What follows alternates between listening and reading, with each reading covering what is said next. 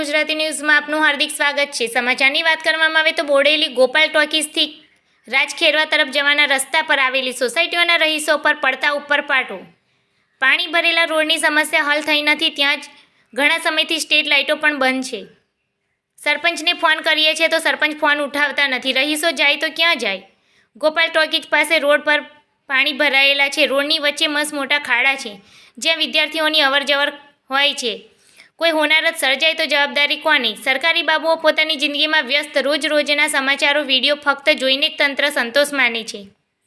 રહીશોએ એમને ખોબે ખોબે મત આપી ચૂંટેલા સરપંચ ઘટતું કરવા કેમ તૈયાર નથી?